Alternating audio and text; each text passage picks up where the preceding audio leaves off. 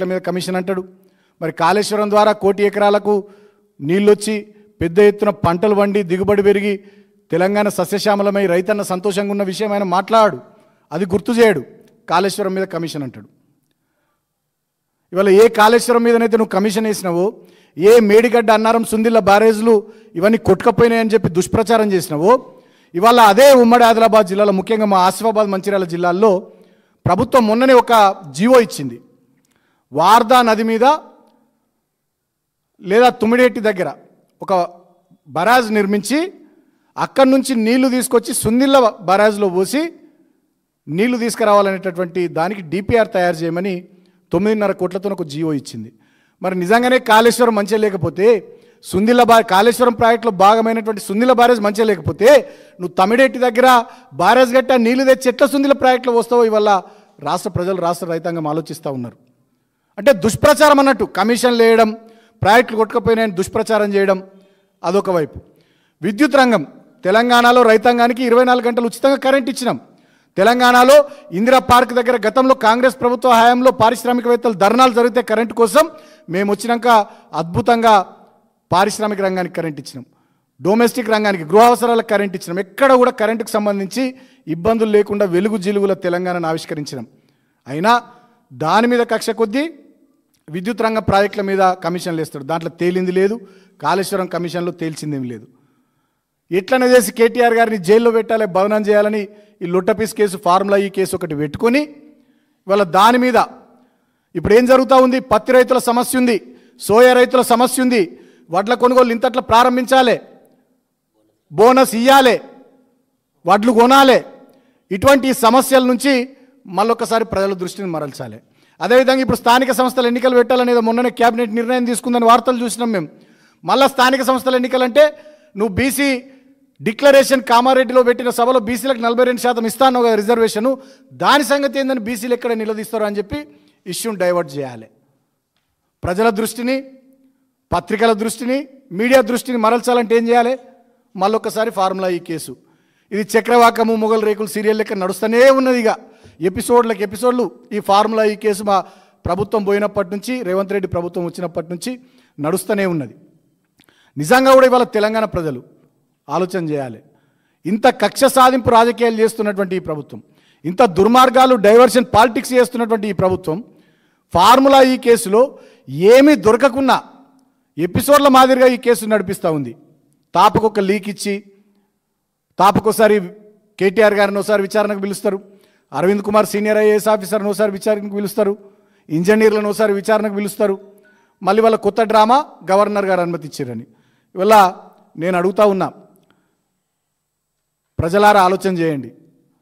రేవంత్ రెడ్డి గారు, వారి బడే బాయ్ అయినటువంటి నరేంద్ర మోడీ గారు, రేవంత్ రెడ్డి, బీజేపీ ఇద్దరి చీకటి ఒప్పందంలో భాగమే ఇవాళ కేటీఆర్ గారి మీద ప్రాసిక్యూషన్కు గవర్నర్ గారు అనుమతి ఇవ్వడం. అది తప్ప ఇంకోటి లేనే లేదు. ఈ దేశంలో యువ నాయకులు ఎవరెవరు ఉన్నారో ప్రాంతీయ పార్టీలకు సంబంధించి ముఖ్యంగా అంటే కాంగ్రెసు, భారతీయ జనతా పార్టీ కానటువంటి యువ నాయకులు ఎవరెవరైతే ఉన్నారో వివిధ పార్టీలలో వాళ్ళని ఎట్లనే చేసి వాళ్ళ క్యారెక్టర్ మలైన్ చేయాలి, లేకపోతే వాళ్ళ మీద అవినీతి ఆరోపణలు చెప్పేయాలనేది వాళ్ళ ఆసేతు హిమాచలం బీజేపీ పెట్టుకున్నటువంటి ఎజెండా. దాంట్లో భాగంగా ఉత్తరప్రదేశ్లో అఖిలేష్ యాదవ్ కానీ, తమిళనాడులో ఉదయనిధి స్టాలిన్ గారు కానీ, బీహార్లో తేజస్వి యాదవ్ గారు కానీ, తెలంగాణకు వస్తే కేటీఆర్ గారు కానీ ఎట్లన్నా చేసి వీళ్ళ మీద అవినీతి మరకలు వేయాలి, అవినీతి బురద వీళ్ళ మీద జల్లాలనేటటువంటి కుట్ర జరుగుతూ ఉంది. దాంట్లో భాగంగా రేవంత్ రెడ్డి, బీజేపీ ఇద్దరు కలిసి చేస్తున్నటువంటి కుట్ర డ్రామా ఇది తప్ప ఇంకోటి కానే కాదు. ఇవాళ ముఖ్యమంత్రి రేవంత్ రెడ్డి తెలంగాణ ప్రజలకు ఇచ్చినటువంటి హామీలు మర్చిపోయి కేవలం బీఆర్ఎస్ పార్టీని ఇబ్బంది పెట్టాలి, కేటీఆర్ గారిని ఇబ్బంది పెట్టాలనేటటువంటి ఆలోచన తప్ప ఇంకోటి కానే కాదు. ఇది ఖచ్చితంగా రేవంత్ రెడ్డి, బీజేపీ చీకటి ఒప్పందంలో భాగంగా జరిగిన కుట్ర తప్ప ఇంకోటి కానే కాదు. ఫార్ములా ఈ రేస్ ద్వారా జరిగింది ఏంది తెలంగాణకు? వాళ్ళు మేం చెప్పడం కాదు కదా, సాక్ష్యాలు ఉన్నాయి. 2023 ఫిబ్రవరి నెలలో జరిగినటువంటి ఫార్ములా ఈ రేసు, దానికి ముందు కౌంట్ డౌన్ ప్రోగ్రాం ముంబైలో జరిగింది. కేంద్ర మంత్రి నితిన్ గడ్కరీ గారు మెచ్చుకున్నారు దాన్ని.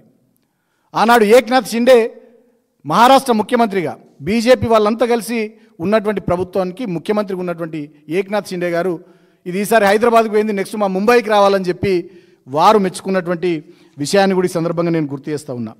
అంతేకాకుండా ఈ ఫార్ములా ఈవెంట్ జరిగినటువంటి సందర్భంలో కేంద్ర మంత్రులు ఉన్న కిషన్ రెడ్డి గారు వచ్చిర్రు, అనురాగ్ ఠాకూర్ గారు వచ్చిర్రు, సచిన్ టెండూల్కర్ లాంటి క్రికెట్ దిగ్గజం వచ్చిండు, ఆనంద్ మహేంద్ర లాంటి పెద్ద పెద్ద వాళ్ళు వచ్చిర్రు.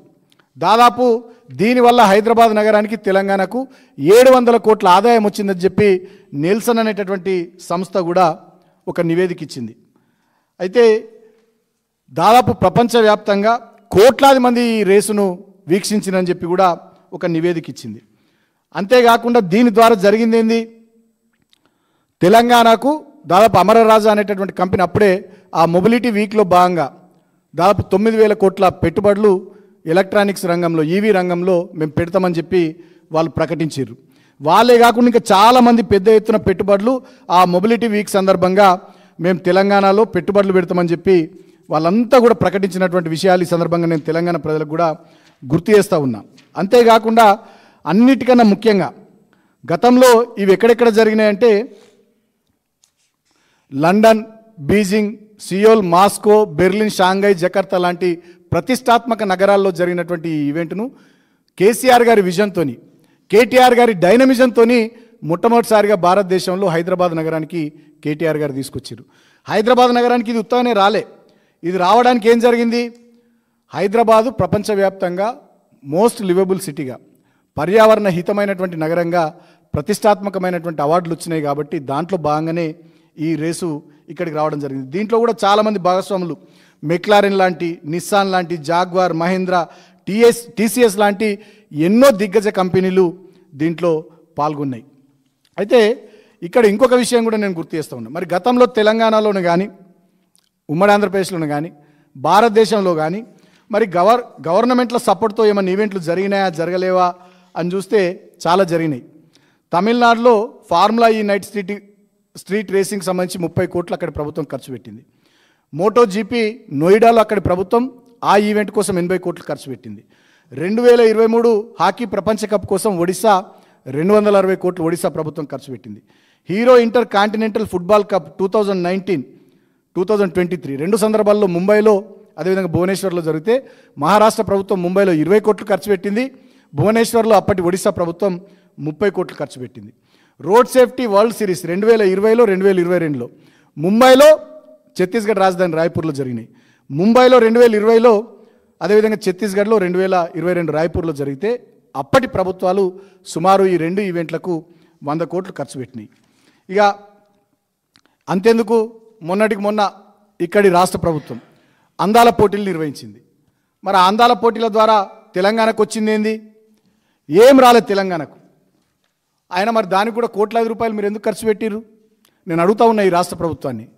అందాల పోటీల కోసం మీరు కోట్ల రూపాయలు ఖర్చు పెట్టిరు కదా, దానివల్ల హైదరాబాద్ బ్రాండ్ ఇమేజ్ ఎంత పెరిగింది, హైదరాబాద్కు వచ్చిన పెట్టుబడులు ఏంది, తెలంగాణకు వచ్చిన పెట్టుబడులు ఏంది చెప్పే దమ్ము ఈ ప్రభుత్వానికి ఉందా? అదేవిధంగా అంతకుముందు కూడా ఒక ఫుట్బాల్ ఈవెంట్ నిర్వహించారు. హైదరాబాద్ నగరంలో ఒక ఫుట్బాల్ ఈవెంట్ నిర్వహించి దానికి కూడా సుమారు 20 కోట్ల దాకా